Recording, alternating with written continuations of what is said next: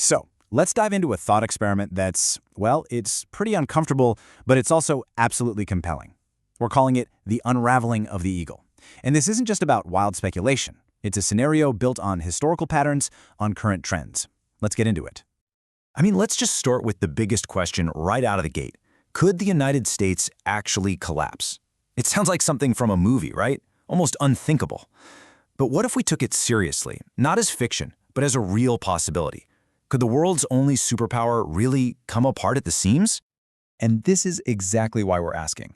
Because if you look back, history is literally littered with the ruins of empires that thought they were the exception, that they were permanent, right up until they weren't. So this quote, it really sets the stage for our entire conversation. We're not just guessing here, we're looking at patterns. So how does something like this even happen? A superpower doesn't just vanish overnight. It's not a single event. It's more like a slow-motion process, a buildup of stress and pressure on the system until it finally cracks. Just think about Rome or the British Empire. It was a long, slow grind. The first pressure point is always on the inside. It's the social contract, that shared trust that holds a nation together, starting to fray. Just think about these numbers. When more than half your population is afraid of government corruption, and almost 90%, expect political conflict to get worse, you've got what the source material calls institutional rot. It's not just about disagreeing anymore. It's like two different countries living in two separate realities, all under one flag. All right, so if the foundation is getting shaky, where would you see the first big crack appear on the wall? Well, history tells us it often starts with a crisis of legitimacy, right at the very top. Let's just walk through one plausible scenario, okay? It kicks off with a disputed election. The whole thing goes to the Supreme Court, which makes a call that millions and millions of people just flat out reject as illegitimate. And in response, you get huge economic engines like California and New York basically going on a tax strike. By the time summer rolls around, you have a country that's split in two, not in name, but in practice. Two blocks of states are just operating on their own, and the federal government is basically paralyzed. And this is the absolute crux of it. Because what does a government do when it can't collect taxes, but it still has to pay for everything? The military, Social Security, all of it. It has one move left. It fires up the printing press. And that, my friends, leads directly to the next domino falling. Now, for decades, America has had this kind of economic superpower. It's called exorbitant privilege.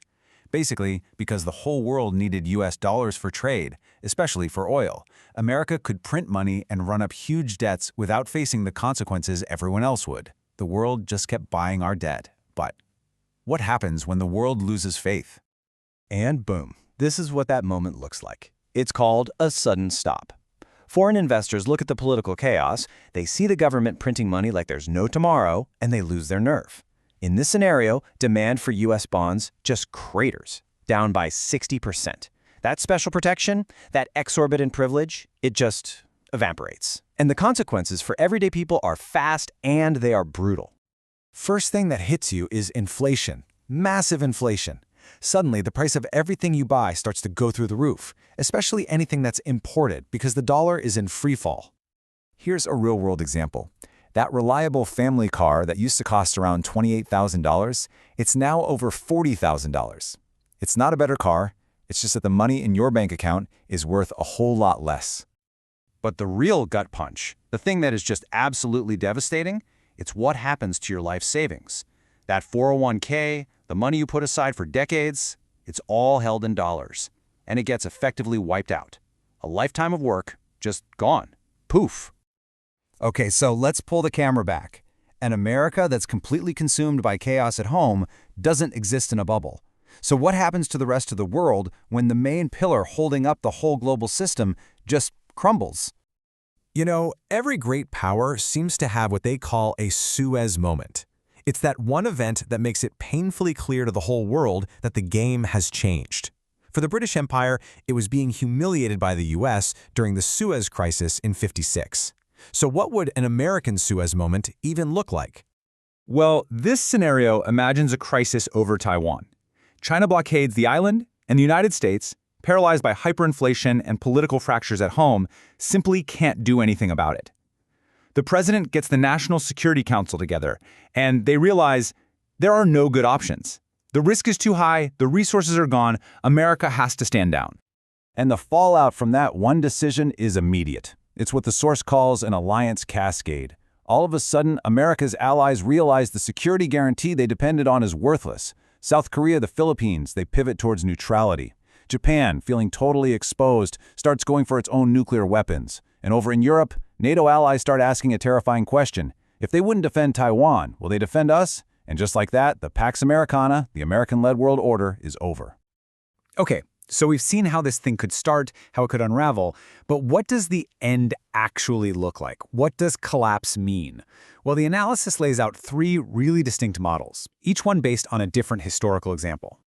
And this is where the different futures get really fascinating.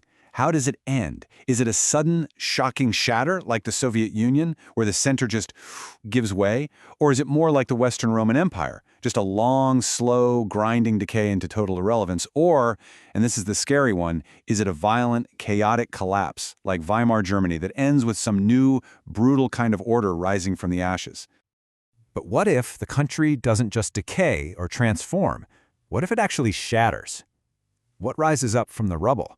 How does that core DNA of American political ideas start to mutate and evolve into totally new countries? And this slide just captures that split perfectly. You could see, on one hand, a Pacific Compact out on the West Coast creating something that looks a lot like a European social democracy. And on the other hand, you could have a Gulf alliance, maybe led by Texas, that doubles down on hardcore free market ideas and a vision of an authentic America. The same country could literally give birth to two polar opposite political experiments. And it wouldn't stop there. The source material basically imagines this whole laboratory of new Americas. You'd have a pragmatic, kind of chill, Great Lakes region focused on compromise, a fiercely independent and localist Appalachia, a progressive Northeast, and kind of tragically, you might have this tiny federal remnant left in D.C., still holding on to the nuclear codes, but basically governing nothing. Let's just go back to that Roman model, that long, slow decay, and think about what that would actually feel like. By 2075, the United States still exists on a map, but look at the reality here. Having safe tap water is a luxury for less than half the people. The power of an American passport has plummeted. It's a country in name, but a shell of its former self. So look, here's the most important takeaway from all of this. These scenarios are not predictions. Let me say that again. They are not prophecies. They are warnings. They are what could happen if the current trends just keep going, unchecked. The source is really clear that collapse is not inevitable. But stopping it, well, it means we have to face these really uncomfortable truths head on. And that leaves us with the final and kind of haunting question. The United States has always been called the American experiment. And the thing about experiments is they can fail. So the question for all of us right now is whether this experiment has the ability to self-correct, or if it's just going to become another chapter in a history book, another story about a great power that thought it was eternal right up until the end.